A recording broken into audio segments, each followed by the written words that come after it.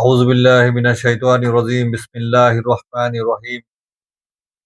আসসালামু আলাইকুম। আমার প্রিয় মুসলমান ভাই ও বোনেরা, আল্লাহ তাআলা কুরআনে সূরা মুতাফফিফিনের ১৪ নম্বর আয়াতে বর্ণনা করেন, আল্লাহ বালরানা আলা কুল্লি বিহিম মা কালু ইয়াকসিবুন। তাদের বদআমল, অসৎ কর্ম, কৃতকর্ম তাদের কলবে জং ধরিয়ে দিয়েছে। অর্থাৎ মানুষ যখন পাপ করে তার অন্তঃকরণ, তার মন পাপে কলুষিত হয়ে যায়। আল্লাহ তাআলা আমাদের এই চঞ্চল চিত্ত, আমাদের এই মনকে সৃষ্টি করেছেন, সে সৃষ্টিগতভাবে খারাপের দিকে ধাবিত হয়। খারাপ জিনিসটাকে সে তাড়াতাড়ি ক্যাচ করে। আমাদের মানুষ হিসেবে আমাদের সাধন ভজনা করে এই খারাপ দিক থেকে তাকে ভালোর পথে নেয়াই হচ্ছে আমাদের কাজ, আমাদের ডিউটি, আমাদের কর্তব্য। আমাদের সমস্ত ইবাদতের মাধ্যমে আমাদের অন্তঃকরণকে, আমাদের মনকে, আমাদের কল্বকে খারাপ দিক থেকে ভালোর দিকে পরিচালনা করাই হচ্ছে আমাদের মূল উদ্দেশ্য, আমাদের মূল সাধনা। আমার মুর্শেদ বলতেন, আল্লাহ প্রায় ১৩০-৩২টা আয়াত নাজিল করেছেন কোরআনে মানুষের অন্তঃকরণ নিয়ে। এই অন্তঃকরণের শুদ্ধের জন্য, এই আত্মশুদ্ধির জন্য আমার মুর্শেদ বলতেন যে তোমার আত্মশুদ্ধি না হলে নিয়ত শুদ্ধ হবে না, নিয়ত শুদ্ধ না হলে তোমার সালাত শুদ্ধ হবে না, আর সালাত শুদ্ধ না হলে তোমার কখনোই মেরাজ হবে না, আল্লাহর সাথে দিদার হবে না, আল্লাহ প্রাপ্তি হবে না। তাই আমাদের উচিত যে আমাদেরকে নিজেকে চিনতে হবে। আমাদের নিজেকে চিনার মাধ্যমে আমাদের নফসকে চিনতে হবে, আমাদের আত্মাকে চিনতে হবে, আমাদের দেহকে চিনতে হবে, আমাদের মন কিভাবে আমাদের মাঝে কাজ করে এগুলি বুঝতে হবে। একজন অলি আল্লাহ গাউস কুতুবের হাত ধরে, তার হাতে শিক্ষা গ্রহণ করে এই ব্যাপারে আমাদের এক্সপার্ট হতে হবে, আমাদের নফসের উপর জয়ী হতে হবে। আমাদের জিহাদে আকবর হচ্ছে নফসের সাথে জিহাদ। এই জিহাদে আমাদেরকে অবশ্যই জয়ী হতে হবে। এজন্যই আমাদের পৃথিবীতে আসা। আর এটা হচ্ছে আমাদের একটা বড় সাধনা। আমরা পৃথিবীর আল্লাহর মায়ারচিত সংসার, এই জগৎ সংসার যেটা দেখছি, এটা সমস্ত সংসারটাই হচ্ছে একটা মিথ্যা দিয়ে সাজানো, একটা ধোঁকা দিয়ে সাজানো। আল্লাহ তাআলা কুরআনে বলেছেন, অবশ্যই সূরা তাগাবুন আয়াত ১৫ বলেছেন, অবশ্যই স্ত্রী, সন্তান, সন্ততি, ধন সম্পদ সব তোমাদের ধোঁকার বস্তু। তাহলে ভাই আমরা কি এমন ভাবছি যে আমরা মনে করতেছি আল্লাহ যেটাকে বলছেন যে সবকিছু ধোঁকার বস্তু, স্ত্রী, সন্তান, সন্ততি, ধন সম্পদ, তোমরা যা কিছু দেখছো এই সবকিছু তোমাদের জন্য ধোঁকা।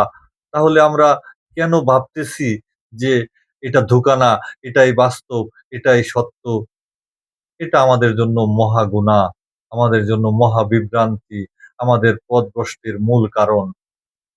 ভাই, আমার মুর্শেদ বলতেন, তুমি রাস্তায় দেখেছো যে একটা ৫০০ টাকার নোট পড়ে আছে, তুমি ওটা তুলতে যাচ্ছ, তখন কেউ যদি তোমাকে বলে যে না ওটা তুমি নিও না, ওটা নকল টাকা, তাহলে তুমি তুলবে না। কারণ নকল টাকা তুমি চালাতে পারবে না। এমনি এই পৃথিবীটা একটা নকল, এটার কোনো ভ্যালু নেই আল্লাহর কাছে, এই মায়া রচিত সংসারে। এটা পৃথিবীতে এসে আমরা যখন আমাদের মন দ্বারা, আমাদের নফস দ্বারা আক্রান্ত হয়ে গেছি, আমরা ছোটকাল থেকে যখন আমরা নফসের তাবেদারি করা শিখেছি, যে টাকা আমাকে খাওয়ায়, বাবা আমাকে খাওয়ায়, শিক্ষিত হলে আমি চাকরি পাবো, তারপর আমি বিয়ে করব, তারপর আমার একটা সন্তান হবে, তারপর আমি তাদেরকে শিক্ষিত করব। আমরা জন্ম থেকে মৃত্যু পর্যন্ত একটা প্ল্যান তৈরি করি। কিন্তু এই প্ল্যানের মাঝে আমি অসুস্থ হব, আমি রোগাক্রান্ত হব, আমার মৃত্যু চলে আসবে, এটা থাকে না। মন আমাদেরকে কখনো মৃত্যুর দিকে নিতে চায় না। আমাদের মানুষের পৃথিবীতে আসার একটাই মাত্র কারণ, সেটা হচ্ছে আমাদেরকে আজ না হয় কাল আমাদের মরতে হবে। এটাই জীবনের মূল লক্ষ্য। এছাড়া আর কোনো বড় লক্ষ্য নেই। মানুষের মূল লক্ষ্যই হচ্ছে মানুষ মরে যাবে। এটাই তার মূল লক্ষ্য। কিন্তু আমাদের মন এর মাঝে অনেক কিছু সাজায় যে আমাকে প্রতিষ্ঠিত হতে হবে, বিয়ে করতে হবে, আমার সন্তানাদি হবে, তাদেরকে শিক্ষিত করতে হবে। সিম্পল ভাবে আমরা স্বপ্ন দেখি, কিন্তু এই দেখানো স্বপ্নটা যখন আমার বড় রোগাক্রান্ত হই, যখন আমার সামনে হঠাৎ মৃত্যু এসে পড়ে, তখনই সব মিথ্যে হয়ে যায়। আমার দেখতে হয় আমাদেরকে দেখতে হয় যে আমরা কোটি, কোটি টাকা ব্যাংকে রেখে, আমাদের বাড়ি-গাড়ি রেখে, আমাদের আ দ অজস্র সম্পদ রেখে আজ আমি মৃত্যুর দিকে চলে যাচ্ছি। আজ আমার কিছুই করার নেই। সবকিছু মিছে। আর স্ত্রী কাজে আসতেছে না, সন্তান কাজে আসতেছে না, আমার আত্মীয়স্বজন কাজে আসতেছে না, আমার ব্যাংকের টাকা কাজে আসতেছে না। এই সবকিছুই মিথ্যে হয়ে যাবে যখনই আমাদের মৃত্যু চলে আসবে।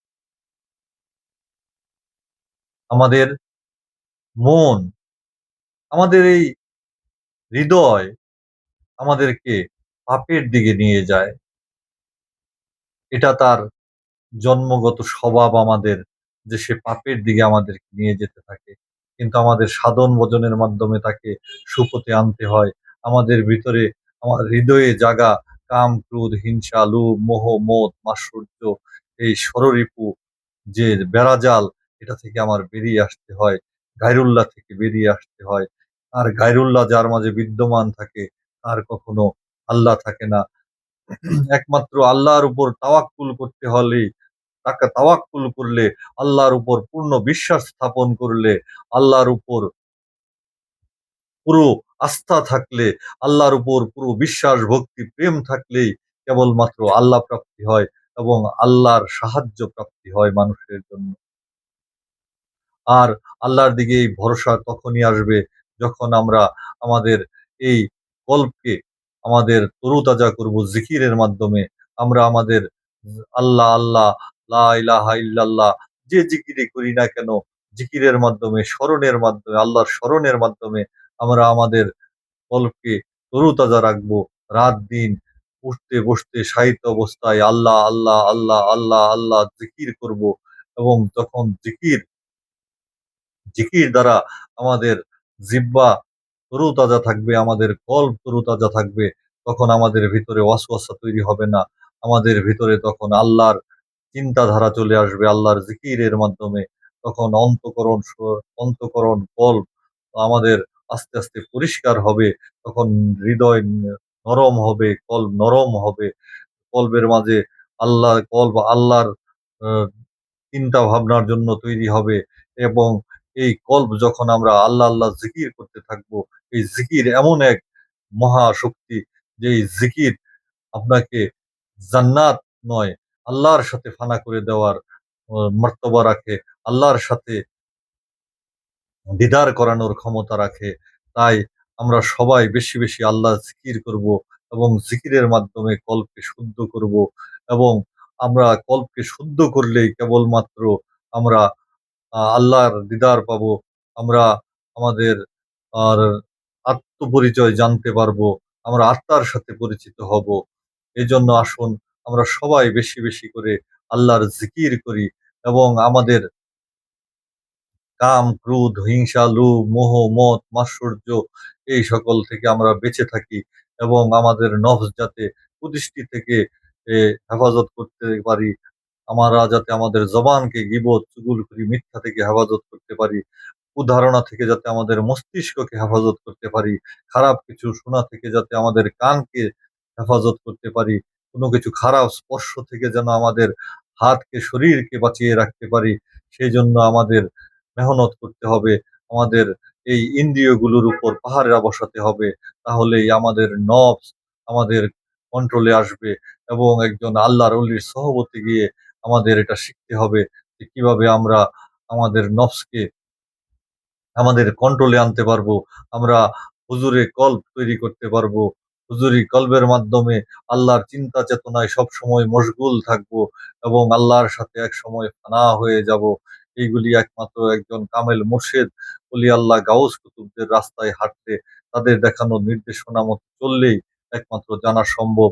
আমরা যত জ্ঞানী হই না কেন, আমাদের মাঝে যত বড় এলেমের গর্ব থাকুক, আমাদের যত বড় প্রাতিষ্ঠানিক গর্ব থাকুক, আমাদের সমাজে যত নাম বিত্ত বৈভব থাকুক, এইগুলি সব কিছু মিছে। এগুলোর কোনো মূল্য নেই। আল্লাহকে না চিনতে পারলে, আমাদের নফসকে আমরা না জানতে পারলে, আমাদের নফসের সাথে আমাদের পরিচিত হতে না পারলে আমাদের এই জীবনের কোনো মূল্য নেই। তাই আসুন আমরা সবাই আমাদের নফসকে পরিশুদ্ধ করি এবং আত্মপরিশুদ্ধির মাধ্যমে আমরা আল্লাহ তাআলার আহ, আল্লাহ তাআলার পরিচয় পরিচয়টা জানতে চেষ্টা করি এবং আল্লাহর পরিচয়ের মাধ্যমে আল্লাহকে জানার চেষ্টা করি। এজন্যই আমরা পৃথিবীতে এসেছি, যে আমরা আল্লাহকে কে জানবো, আল্লাহ রাসূলকে জানবো এবং আল্লাহর এই মহা সৃষ্টি রহস্য আহ আমাদের মস্তিষ্কে প্রকাশিত হবে। আরে ভাই, আজকে আমরা পৃথিবীতে আছি, কালকে থাকবো না। পৃথিবী এক মৃত্যুপুরী। কখন যে মৃত্যু চলে আসবে তার কোনো ঠিক নেই।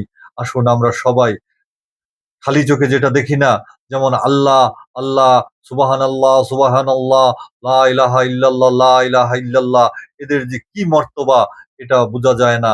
আমরা যখন প্রথম ইবাদত করি, আমরা যখন প্রথম জিকির করি, তখন ভাবি আমি তো অনেক দিন যাবৎ জিকির করতেছি, ওজিফা আদায় করতেছি, নামাজ করতেছি, রোজা করতেছি, আমার তো আল্লাহকে ডেকে স্বাদ পাচ্ছি না, আমার তো জিকির দ্বারা কোনো শান্তি পাচ্ছি না।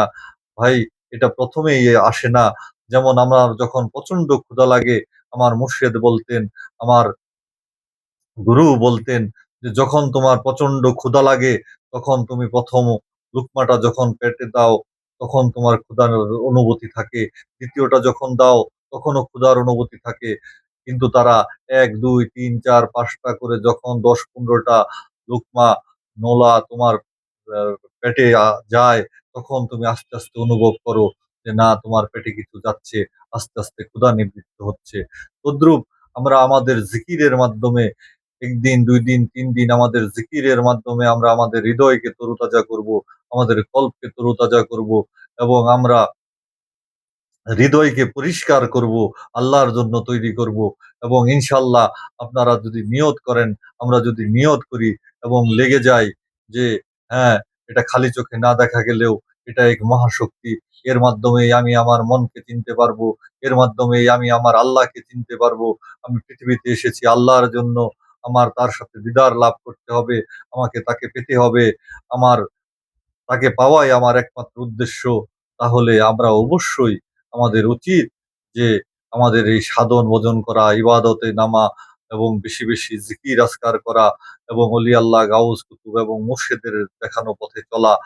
তার মাধ্যমেই কেবলমাত্র হুজুরি কলব আমার আপনার আসবে এবং আমাদের যে কলব আছে, আমাদের যে হৃদয় আছে, সেই হৃদয় একমাত্র পাপ কর্ম থেকে যখন আমরা বিরত থাকবো, সমস্ত প্রকার পাপ কর্ম, মদ্যপান বলি, ব্যভিচার বলি, তারপর যে কোনো হারাম কাজ বলি, এগুলি থেকে যখন আমাদের সব আমরা পরিপূর্ণভাবে নিজেকে পাপ থেকে বিরত রাখবো এবং আল্লাহর ইবাদত করব, জিকির করব, তখন 1 দিন, 2 দিন, 3 দিন, আল্লাহর কসম করে বললাম, আপনারা অনুভব করতে পারবেন আপনাদের হৃদয়ে আল্লাহ আল্লাহ নামের জিকির একদিন শুরু হয়ে যাবে এবং আপনারা অবশ্যই এই ভবদরিয়ার এই মায়ার সংসার অবশ্যই পাড়ি দেওয়ার ক্ষমতা হয়ে যাবে।